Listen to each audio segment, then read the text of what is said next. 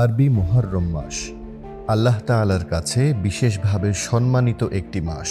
এর 10 তারিখকে বলা হয় আশুরা। ইসলামের ইতিহাসে এই দিনে অনেক ঐতিহাসিক ঘটনা সংঘটিত হয়েছে, যেমন হযরত মুসা আলাইহিস সালামের ওপর তাওরাত কিতাব অবতীর্ণ হয়েছিল এই দিনে। এদিন হযরত মুসা আলাইহিস সালাম ও তার অনুসারী বনী ইসরাইলীরা ফেরাউনের জুলুম থেকে মুক্তি পান।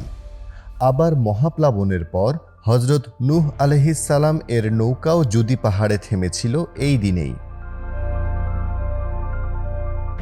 হিজরতের দ্বিতীয় বছর রমজানের রোজা ফরজ হওয়ার আগ পর্যন্ত আশুরার রোজা ছিল মুসলমানদের জন্য বাধ্যতামূলক।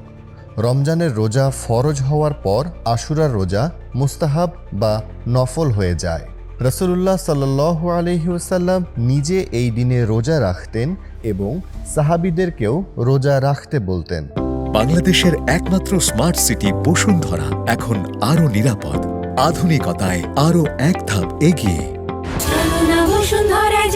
আশুরার রোজার অনেক ফজিলত রয়েছে।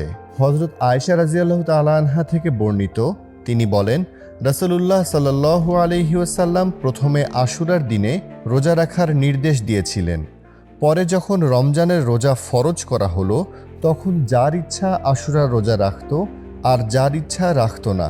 আশুরার রোজা এককভাবে নয়, বরং ইহুদিদের রীতির সঙ্গে ভিন্নতা রাখার জন্য আগে বা পরে একদিন বাড়িয়ে মোট 2 দিন রাখা উত্তম।